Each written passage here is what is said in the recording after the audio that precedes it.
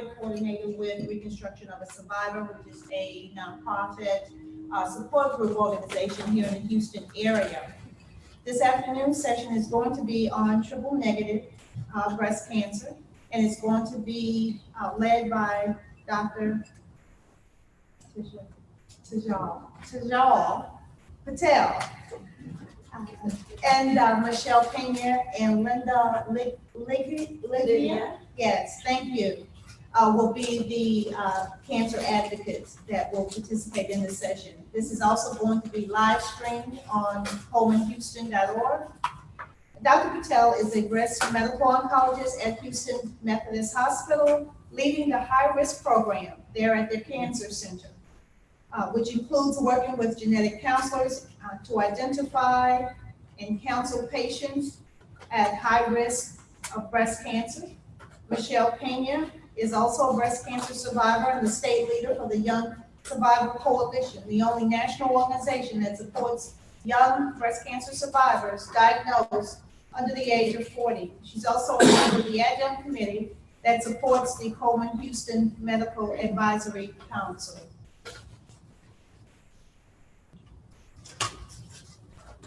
And Lydia, I'll let you just share just a couple of facts about you. I did not get a chance to get that information.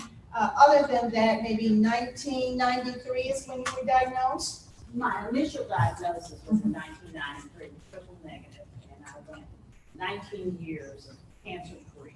And then in 2015, it recurred, and it's also triple negative, and then same breast for initially. Okay. Manifested. Okay. All right. So initially diagnosed in 1993 and enjoyed life for quite some time before she began her second journey through metastasis, both with triple negative breast cancer.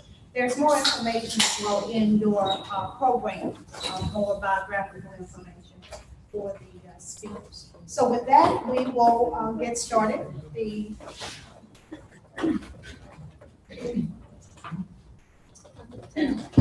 Thank you. Can you guys hear me? Yes. Yes. Okay. All right. So we'll kind of keep it a little casual. It's a small group of people. So the lay of the land is we're going to tag team. Okay. So we're gonna switch it around with you guys so that you're not just listening to me talk for the next 30 minutes. And so I'll talk for a little bit, and then Lydia will come up, and Michelle will come up as well, and we'll kind of tag team. So the purpose of today is sort of talk about metastatic breast cancer, but the focus is on triple negative. And the first few slides are very basic. And you may probably know everything that's on the slide, but the person next to you may not. So this just brings us up to speed, us on the same page. And then, Lydia will share her story, and then I'll go over what is standard now as far as treatment. But then so many exciting things that are coming, in the world of triple negative. So we'll kind of cover that as well. Some clinical studies that are ongoing, some studies that have shown some very promising data, and then Michelle will close. Okay. All right. So that's basically what we covered. So what is triple negative breast cancer? And I think most of the audience today knows that breast cancer is not one disease, right? We have the estrogen positive cancers that are fed by estrogen. And as you can see here, there is normally estrogen will attach itself to the cancer cell. But if you have anti-estrogen medication like tamoxifen blocks that.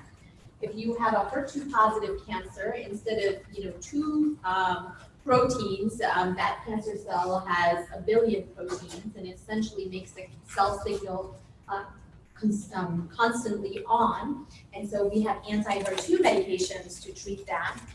And the triple negative patients are the ones that don't have those targets that we look for, estrogen, progesterone, and HER2. And so the standard of care has been to use chemotherapy. And that may change in the future, and we'll talk a little bit more about that in the middle of my slide. So how common is it? If you look at all breast cancers, you can see the ER positives are the majority.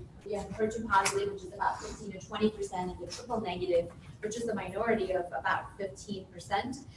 They are most likely to present in young women and in women of African ancestry. They're also maybe associated with a genetic mutation. We'll talk a little bit more about that as we go along. And so you guys know this again. What is metastatic breast cancer? Metastatic breast cancer is when the cancer actually leaves the breast and goes to another organ. Okay? The metastatic site, and this is sometimes I get these questions that if I have cancer, breast cancer in the liver, is it still breast cancer? And the answer is yes. It, behaves like breast cancer. It looks like breast cancer, but it is in different parts of the organ. And the most common spread is lung, liver, brain, and bone. And there's going to be sessions this afternoon that kind of go over all of that as well. And interestingly, most patients will develop breast cancer, metastatic breast cancer, after they've completed therapy. Okay, so in the United States, there were 6%. So the statistics is only 6% of the patients present with stage 4 disease at presentation. And we're very fortunate that that number is low, but we want to, of course, make it down to 0. Now, some people are diagnosed with breast cancer initially. As I said, this is like 6% of the patients. As you guys know, metastatic breast cancer is called stage 4, and it is not curable, but it is treatable with chemotherapy as well as other treatments. And in specifically triple negative breast cancer, the survival is lower than cancers that have estrogen positive and HER2 positive disease, simply because of its aggressiveness. And as we talk about the studies, we'll talk about that as well. What are some of the symptoms? How do people know? And so, when I treat patients that have triple negative breast cancer, and now they're survivors and we're monitoring them, they're so stressed out. They're like, well, how would I know if I have cancer? And a lot of times we talk about symptoms. So if patients have bone metastasis, they can have bone pain. They can have, some non-specific symptoms like weight loss or fatigue.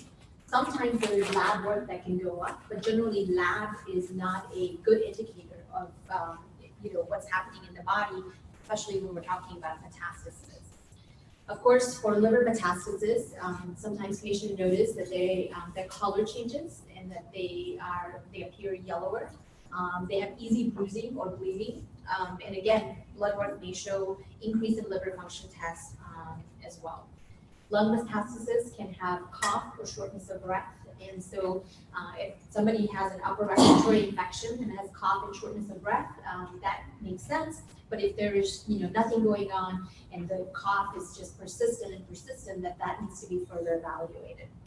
But of course, you understand that most of the time, there's no symptoms at all. Right? So in general, you don't have to have symptoms to have metastatic disease. Sometimes, by the time you have symptoms, that's when you actually see something on the x-rays. So we're now going to invite Lydia, to come tell her story, and then I'll come back and we'll talk about sort of what is standard of care treatments. And of course, I sat in the back of the room. Good morning. Good morning. Again, my name is Lydia, and I am living with metastatic triple negative breast cancer. This is a journey that I feel that I am prepared for, and I cannot think of anybody better than me to have had this type of cancer, because I feel like it is my responsibility to take this and use it as a testimony. And I'm trying to reach African American women to get them engaged in clinical trials, one, so that we can start looking at other ways of treatment other than pouring in chemotherapy, which seems to be not working as effectively as we would like for it to be. So I'm really engaged in that. I'm also engaged in advocacy for women to take charge of their treatment, to look at oncologists that they are using and to see if they are looking out for their best interests. I think too few oncologists are recommending women who have triple negative for clinical trials. We really need that effort going forward if we hope to ever find an effective way of treatment. I am married, have adult children. Just a little bit about me personally. I retired from the marketing job, and I've done some additional kinds of things like training and recruitment. But my real passion is community outreach. I guarantee you, I am the busiest person in all of Dallas County when it comes to reaching out and doing things. I take mission trips to go to third world countries to help address the issue of hunger for people. I am very active in the NAACP, and I'm busy right now working on our elections that are going on. In addition to that, I obviously am with Coleman in a volunteer capacity only. I am most recently connected with the National Health Equity Initiative Program for African American women. So again, we can talk about clinical trials and getting on top of this triple negative. At one time, when I first was diagnosed, the statistics said that the likelihood of survival for African American women, it was 30% higher, what I'm trying to say, 30% higher. The mortality rate was 30% higher than for other women who have breast cancer. Now it has ticked up to 40%. So it's really a concern to me. And when I was diagnosed most recently, my doctor assured me that 5 good years was what I had to look forward to. I don't accept that as part of my testimony. I do feel that there's going to be some research that will develop, and triple negative cancer, and that 40% will go down, if not below. Okay. Thank you very much.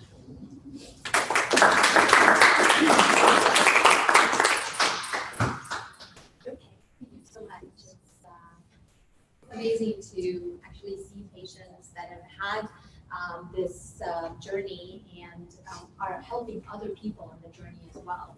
You know, we're kind of giving back to the community. Thank you. So we'll talk a little bit about the current treatment options, and then we'll talk about what's exciting and what's coming.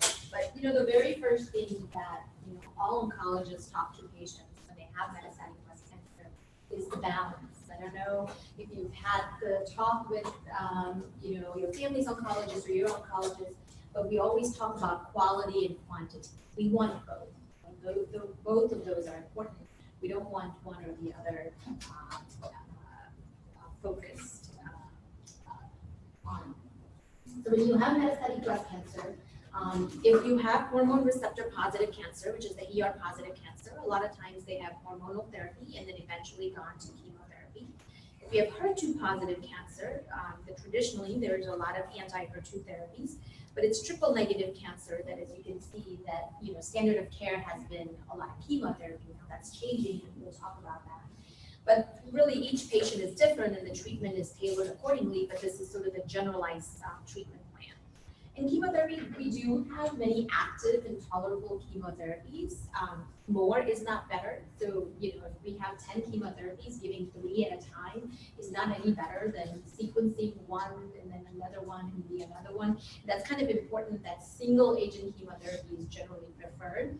And the order of chemotherapy doesn't matter. So if you talk to your friends and they had this chemotherapy A first and not chemotherapy B first, that's okay as long as they, got chemotherapy B and then chemotherapy A thereafter. So that's sort of important to know.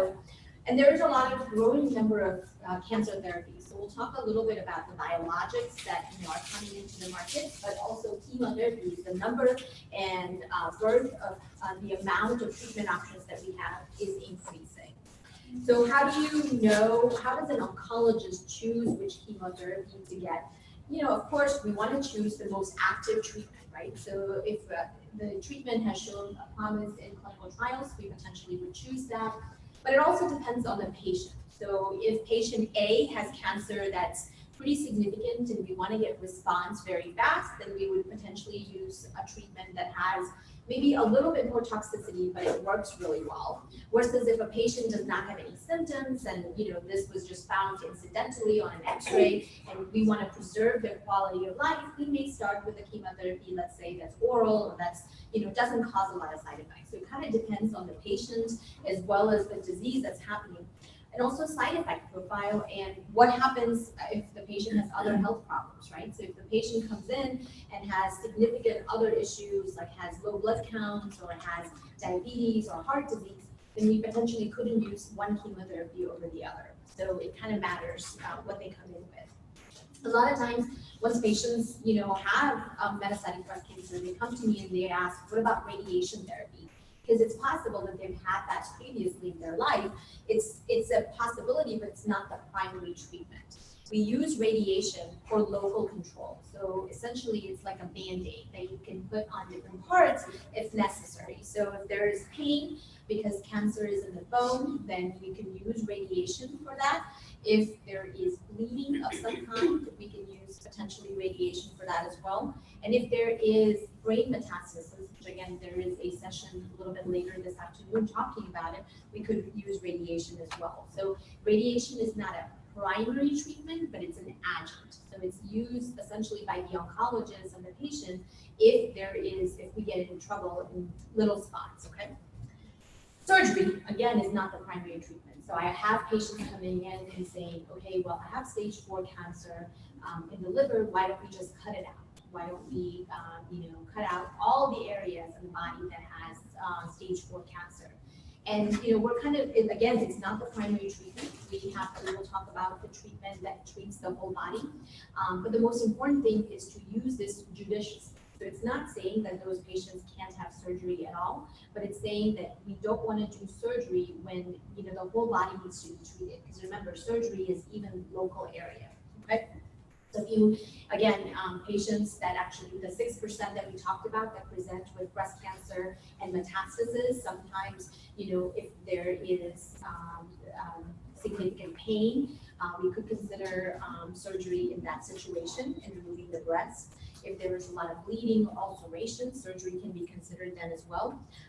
And, we're studying this. We're studying to see if, in patients that present with cancer at other places, with surgery of different areas, does that help? Okay, because it's easy for, oncologist A to say, yes, let's do it, or oncologist B to say, no, let's not do it. But what does the data say? What does that, guide us towards? And of course, if there is brain metastasis or if there is abnormality of the spine where patients have the pressure on the spinal cord, then those surgeries are sort of also included. And then I don't know if you guys have seen the commercial of Sally Fields. She kind of talks about online once a week medications that you use to kind of build your bones. So these medications also come in IV and they're standard of care. So if a patient comes in with cancer that has gone to the bone, these medications are given once a month intravenously and they prevent fracture and it actually controls cancer in the bone as well. So it becomes, it's actually part of any other treatment. And this is added on to whatever the primary treatment that the patient is on. There are some risks associated with it, meaning that it works really, really well. So sometimes it can cause low calcium. So when you're on the medication, usually we encourage patients to be on calcium. And if patients have any dental treatment, like pulling of the teeth, that can cause non-healing of the jawbone. This really was seen in majority of the people that had the non-healing of the jawbone were the ones where it had the teeth removed. So it wasn't just regular teeth cleaning kind of thing. So now we kind of come up with, so that's been what has been standard, okay? But now let's talk about what is new and exciting. Are all triple negatives the same? So we talked about the fact that not all breast cancers are the same, okay? But now I'm about to tell you not all triple negatives are the same. So even though we can say she had triple negative, they may have had a completely different type of triple negative, okay?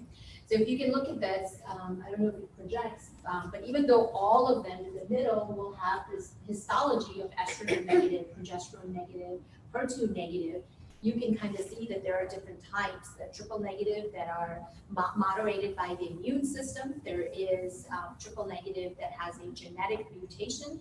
There are triple negative that are basal-like, triple negative that have sort of a abnormality or a mutation in different, this one says EGFR, but it could be any of the different subsets. And we'll talk about some of that in a little bit. But we really love, most oncologists love this quote from Andrew Tutton that says, a disease defined by negatives is not one disease. And most oncologists, most breast oncologists don't like the word triple negative because we're really calling it something that it's not. Versus estrogen positive cancers or HER2 positive cancers are called positives. And so eventually our goal is to divide the triple negatives into some positives as we go along. Okay. So let's talk about some of the newer treatments that have been approved and newer treatments that are in the pipeline. Let's talk about genetic cancers first. So you would be surprised that 70% of the patients that walk in my office have no family history. They don't have mother, sister, aunt with breast cancer, okay?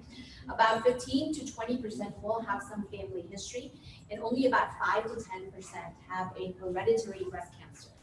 How many of you have heard of Angelina Jolie, right?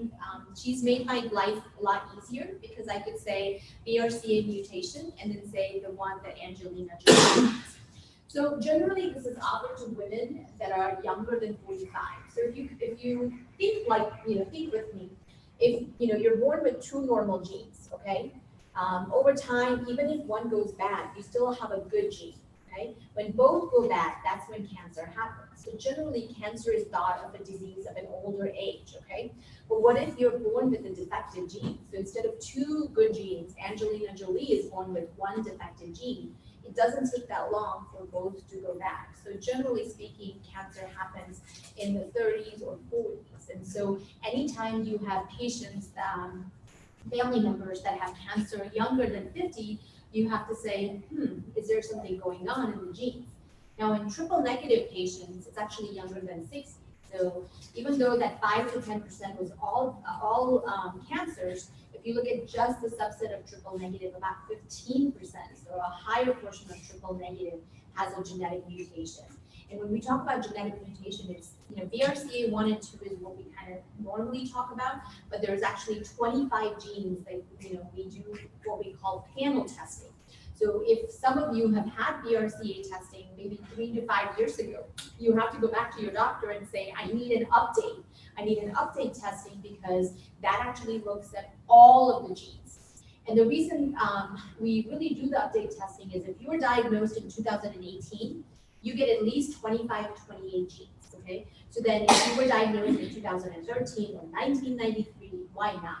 Okay, so it's important that we really do all of the gene testing, the panel testing, all the patients. Insurance does cover it. Also, the testing companies have understood, have an understanding that if the insurance doesn't cover it, then this update testing will be sort of allowed. So the insurance, the genetic testing company will pay for it. So that's very important.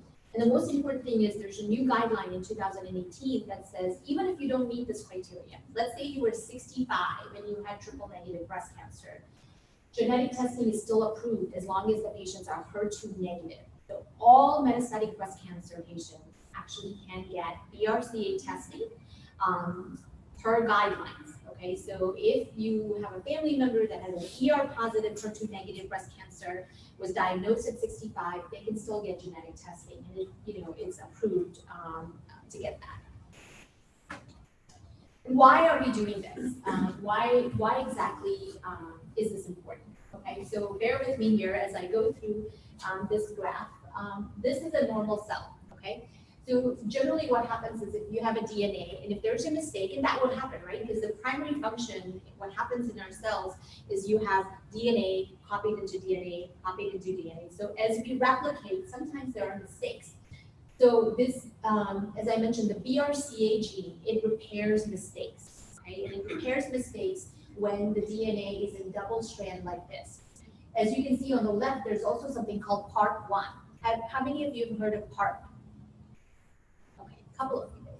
So BRCA kind of repairs 2 DNA together, and PARP repairs 1 DNA together. In your normal cell, it's really just the BRCA that's active. Okay, nothing else is active because BRCA is enough. Now, in the tumor cells, and we remember we talked about having 1 defective gene because they're born with one less gene, and then when the second gene becomes defective, that's when the cancer happens.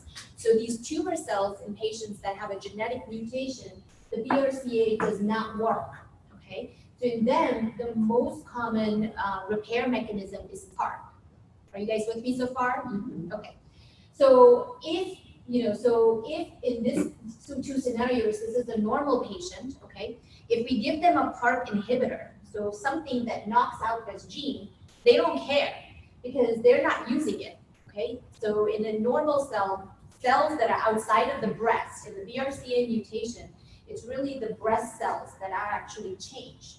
So, your lung or your kidney or your heart, none of them care that you're giving them PARP inhibitor because they're not using it, they're using the BRCA. But in cancer cell, where they're primarily using the PARP inhibitor, if you give them the primarily using PARP, if you give them PARP inhibitor, then there's no more repair and you have cell death. Okay, does that make sense? So PARP inhibitor specifically target patients who have genetic mutation. Okay, and there has been one drug, it's called olaparib, which is an oral drug, it's an oral PARP inhibitor. And then you can see, in this graph, the blue graph is chemotherapy. Remember the typical chemotherapy we talked about, the ones that are in your, toolbox for triple negative? Olaparib, which is an oral drug, is better than the typical chemotherapy, and it's approved now for patients who have BRCA mutation and metastatic breast cancer. It was approved this year in 2018. Okay? And that is why all metastatic breast cancer patients can have genetic testing, because we want to find those patients that can get this drug. And it can be, you can be triple negative or ER positive. Okay, so I usually, when I talk about immunotherapy, I have the Kardashians picture, but I thought it would be inappropriate for this meeting. Because it's, immunotherapy is everywhere. How many of you have heard of immunotherapy? Yeah, exactly. So I will explain the graph so that I want you to understand how immunotherapy works, okay? So follow my error. Normally, when you have an infection, your immune system says, this is foreign, I'm going to attack it. Let's rev up the immune system, right? So just like that, if your immune system sees tumor cells, what should happen is your T cells, which is your immune system, should recognize this tumor and essentially activate the immune system, okay, the yellow, okay? But the tumor is smart. So what it does is it has these little receptors that hide it, and that actually is called PD-L1. And you may have heard online that there's PD-L1 antibodies and PD-1 antibodies. So that's what they mean. What happens is the tumor expresses this PD-L1 receptors, and it actually attaches to the PD-1 on the immune system, the T cells, and essentially puts on the brakes on the activation. So essentially, it really just, in your body, you have this feedback mechanism, okay? Meaning one system says rev up, and then there has to be a way to stop it. If there's no way to stop it, then things will just go up. So this was a natural stopping that's already built in our immune system, and now the tumor is taking advantage of, okay? So another graph here, and a little bit bigger, is again, this is what, the brown is what should happen. The T cell receptor should recognize it, but because they have this receptor, it actually blocks it. But if you use a PD-1 inhibitor, like an immunotherapy, then it actually, essentially allows the cells to disengage, okay? And then what that happens is it essentially just potentiates the immune response and makes the immune system more active, okay? Are you guys with me so far? Yeah. Okay. So actually, FDA did something that is sort of unheard of, okay? So in 2018, they approved immunotherapy in what we call agnostic indication, okay? And what agnostic indication means is, normally what happens is you have a therapy study for colon cancer, and then they approve it for colon cancer, right? Then it's lung cancer, and then it's breast cancer. But in this case, FDA said that every patient doesn't matter what tumor type they have, that has this microsatellite instability on their tumor. Okay, and so of course, that means that every patient's tumor has to be checked for this microsatellite instability, can get immunotherapy. It is approved. FDA approved it in 2018, which is fantastic. And we'll talk about what the microsatellite instability is. So I do like you guys to understand it. If you don't understand it, just know the microsatellite instability, but this is very, very easy to understand. So I'm going to go over sort of the mechanism of what microsatellite instability is. But I think you're getting the theme. Remember the BRCA, which repairs mistakes? It's something similar. So the mismatch repair, the microsatellite instability, also repairs mistakes. Okay, so as you can see in this one, if there's no mutation, then this mismatch repair system repairs it, and you have a normal gene here. But here, if you have no mismatch repair, if there's something wrong with the repair of it, then you see that there is a defective gene. Okay, and that's all we're looking at. That this is an unstable or unstable gene. Okay, so a lot of times when patients have their pathology checked, we say, oh, it's microsatellite unstable or stable. Okay, the unstable are the ones that immunotherapy is approved for, and the reason it's approved for is the unstable patients are the ones that have that PD-L1 expression, okay, that we had talked about. Okay, so it kind of all comes together. So again, in this one study that they did, they said every patient that has this should get immunotherapy. Now, before we get all excited, unfortunately, as you can see from this graph, breast cancer is up here. Okay, so this is how many patients actually express this MSI instability. Okay, not a lot on breast cancer. And I will tell you that I tested in all metastatic patients, and literally I found one. Okay, for that one, I'm very happy. But for the rest of the ones, it's been negative. But you can see that you can actually see it in all different cancers. And the cancers, as you can imagine, that actually have more of it is where immunotherapy is, doing more studies as well.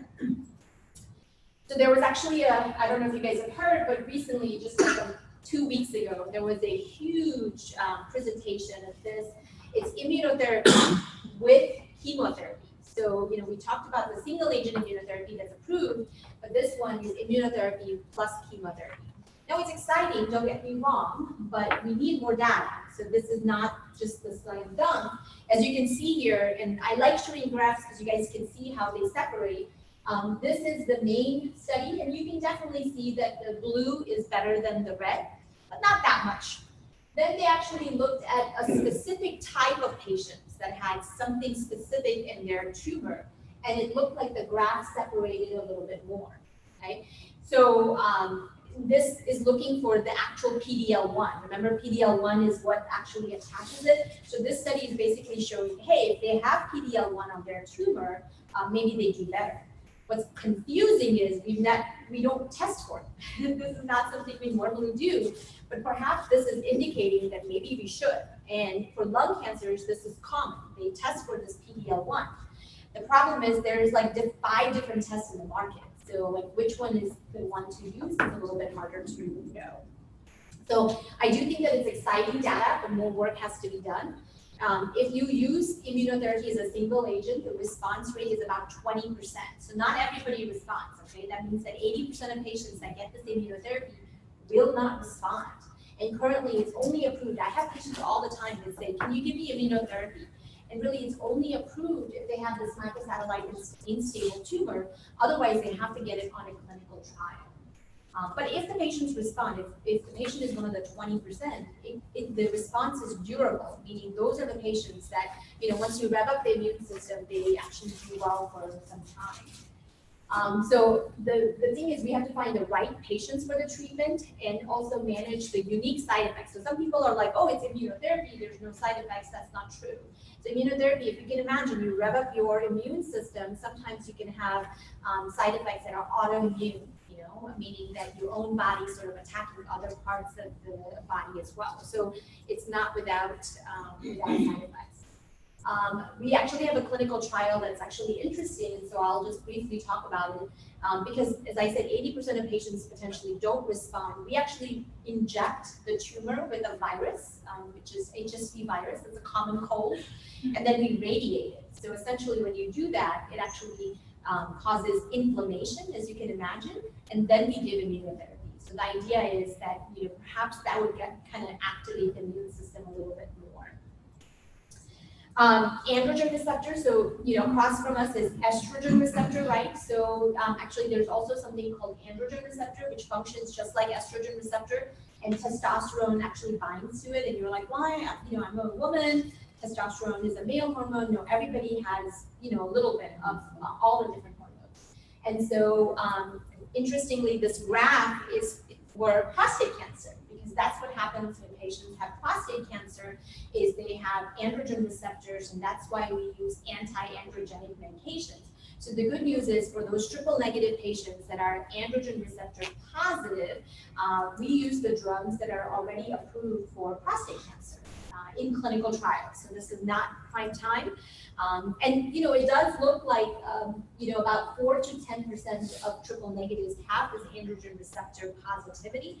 And there has been a couple of studies that have shown that if you give them these androgen receptors, they have stable disease. Now, your survivors will tell you here that stable disease, meaning no cancer growth, is still a win. Okay, so it's not always, oh, shrink it, make it go away. If you actually keep it stable, that's a huge win. And I have to, this is the most exciting drug, and I kind of saved it for last, but it's called antibody drug conjugate. So my 7-year-old, I was telling him about this, and he goes, oh, Trojan horse, this is great. And he told me the whole story of the Greek, soldiers and everything. So, HER2 positive patients actually have something called TDM1, which everybody's heard about, which is antibody drug conjugate. What happens is we pick something that is very common on tumor cells. And so, we'll talk about some of the drugs and in a minute, and that's attached to payload or chemotherapy, okay? So because it's common in just the tumor cell surface, the antibody drug conjugate just goes to that tumor, and then that tumor doesn't know it's attached to chemotherapy, so it actually takes it in, like you see over here, and then in the cell it goes boom, and it affects the cells that actually have that molecule.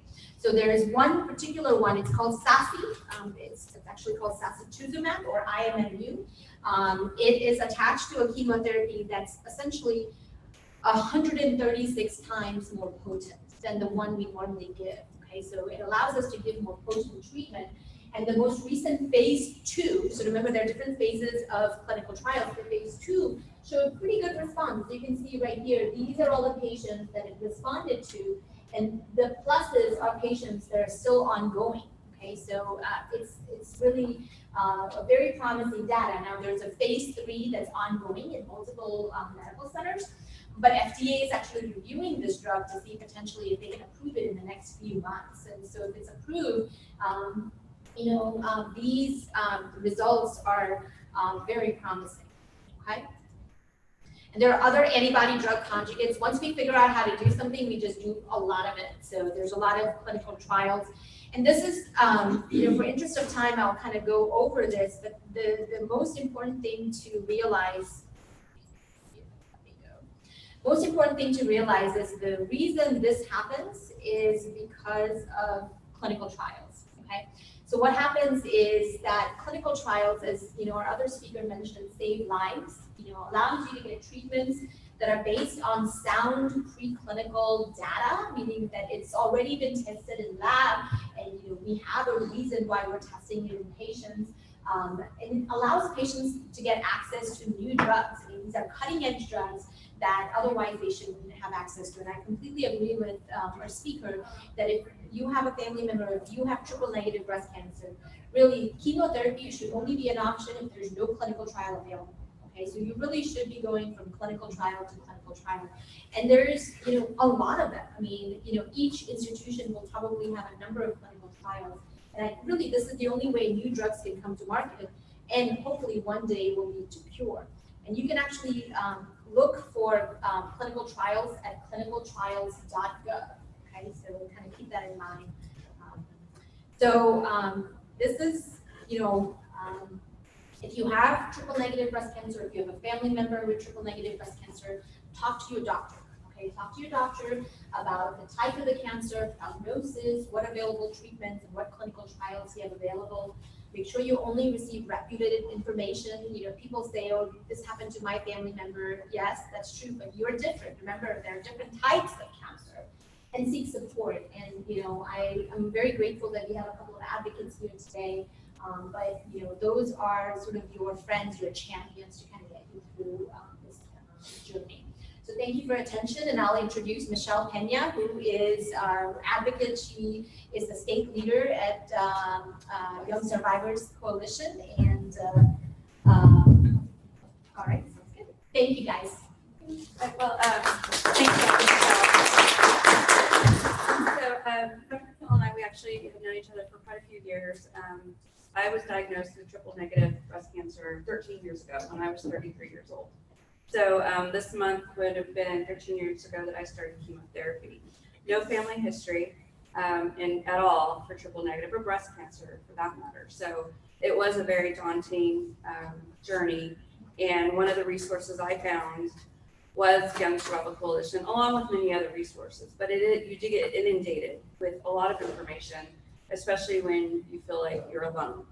And when you are walking into the hospital and you're getting your radiation done, or when you're getting your scans done, and the receptionists think your mom is the patient when actually it's you, that puts you in a different perspective. So the fact that there are groups like Young Survivor Coalition out there does help that journey a little bit. There's some information on your tables that I've left specifically for metastatic, because that's one thing that a lot of the groups do is they evolve. Just like cancer evolves and just like the research evolves, the support that's out there also meets the needs of the patients. And so one of the other things that a lot of the groups do is they're realizing that we are living longer. 19 years, that's amazing. And then, faced with a re-diagnosis, that's another chapter. But cancer doesn't stop at treatment. It goes on forever. So even when you are 13 years out and you're going through the natural aging process, you still have to refer back to, what did I go through? What have I been through? I didn't test for BRCA when I was diagnosed because at the time, the genetic testing reliability rate was low. And I didn't see the point. It wasn't going to make a difference in my treatment. So I didn't. Fast forward, my sister, who's 8 years younger than I, she wanted to have a child. She went ahead and decided to do the BRCA testing. But that was important to her. I still didn't do it. It wasn't until about 3 years ago, when I was going through some female issues, my genetic oncologist said, I don't want to have any more conversations with you until you go get BRCA testing. Because it's 13 years later, it's 11 years later, the test has improved. So I finally did. So it wasn't until long after treatment and well into survivorship that I realized that I was BRCA negative. But that puts me more informed to how I'm gonna live my life and live with this disease. So the fact that we have doctors that are working so much and so hard, and researchers, and they're behind the scenes, and there are things are happening, and I'm happy to learn, or I did learn a few years ago, that I'm not just triple negative. Somewhere down the line, I'm going to be able to find out what triggered, or what could possibly have triggered my breast cancer. Because right now I don't know. I still don't know. And you want to put closure on something like that. So with that, again, I am a state leader. I share my story as often as I can. I educate the general public. I educate people in the medical profession that these resources are free and they are available for individuals to go online to order, for doctors' offices and clinics to order batches, so that way when a young woman walks in, they can immediately say, here's some support for you. And then I'll end also that one thing, as I'm progressing through survivorship and I'm getting older, going back to, we're constantly evolving, and that's another thing that YFC has done. They realize they have materials for those that are post-treatment, those that are 5 years out, and then those that are metastatic. So I have a feeling one day they're going to have a guide for if you're 20 years out. But if not, then I'm here as a resource for those younger women who are coming behind me. So thank you all for being here. I think we have some time for Q&A, and Wanda's going to come and help moderate that because we are receiving questions also from the web because we are live streaming. So Dr. Patel is available, Linda's available, and I'm available to answer any questions. Wonderful. Let's give both Michelle and Dr. Patel. I'm not certain about the live streaming because of the time schedule. They have asked that we begin our transition back into the main room, but I will take a couple of questions for either of the presenters now before we make that transition back. Any questions? Question for Dr. Patel. What have you seen the efficacy between using immunotherapy and single agent chemotherapy together? Yeah. So I think that the problem is that, as we had talked about, immunotherapy's response rate is about 20%. And so we really have to pick those patients. The other thing is it takes a while. The time to onset was about 2 to 3 months. And so if you have somebody that has significant burden of disease, then immunotherapy may not be the best way to start. And maybe, chemotherapy may be the better way to start. So there are chemotherapy agents that are standard of care that's response rate is much higher than the immunotherapy, but the difference is immunotherapy response is more durable. Okay, because that's the problem, right? With chemotherapy is we have great response initially, but then sometimes we either lose the response or patients develop toxicities. And so we have to kind of balance that. Immunotherapy sounds great, but perhaps not great for every patient. And I think that's where we're going. This is the era of, we thought we were so good that we decided ER positive, triple negative, HER2 positive, we thought we were done, but that's not true because each of these can actually be subdivided further. And so that's sort of the idea is to find what patients would actually do better with immunotherapy and what patients with chemotherapy. Okay, and then there's an immunotherapy that I just learned about where it's like a double agent where it's kind of using two different active. Right. And do you know much about that, or I think that it's an early phase 1 trial. That's correct. Yeah. About. So one of the things that we have learned from other tumors, so like melanoma and kidney cancer, where they often use sort of dual agents together, is that somehow using two different ways of modulating the system is always better. But with those two separate agents, there's so much more toxicity. So the idea is to perhaps make one agent that has the dual function, but has less toxicity. But yeah, it's very early phase. And as I said, hopefully by the time we get to the phase 3 studies, we will have better, like I was saying, the chemotherapy, immunotherapy, it worked better in patients that had PD-L1 expression.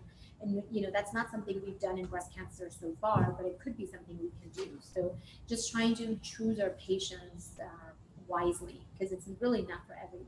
Can you ask for a PD-L1 test to get your tumor or your yes, it is something that is there for patients for lung cancer, kidney cancer, that you can ask. But the problem is if, let's say right now, if you have breast cancer and you are PD-L1 positive, really the only way to get immunotherapy is clinical trials. It's not approved. In my clinic, often we'll do the MSI testing because that's how you get the immunotherapy, but we also add the PD-L1 to it. But again, it's because I have several studies with immunotherapy open. So yeah, for sure. You said that there's 5 different tests with PD-L1? Yeah, they're companies, different companies. Which one do you prefer and what are the options? Yeah, it just depends on what your institution does. It doesn't matter what I say. So like Methodist uses potentially one, and it could be that another institution uses something different. How do they test for it? Right, it's immunohistochemistry, so they stain for it. So the problem is, even in the literature, so some clinical trials use one test and other clinical trials use another test. So eventually we will kind of merge them, but right now there's not one test that I will tell you that works better than the other. But is it a blood biopsy? No, it's on the tissue and it's on the cancer. Yeah, all of these tests are on the cancer. You take the tissue and then there's 5 different tests. That's correct. Okay. Yeah. Wonderful. Thank you. Awesome questions. And again, thanks, Dr. Patel. We need to make our transition over to the main lunchroom, but thank you for your time. She will be doing another session later this afternoon, so feel free to stop by that session or just see us later if you've got additional questions. So, here.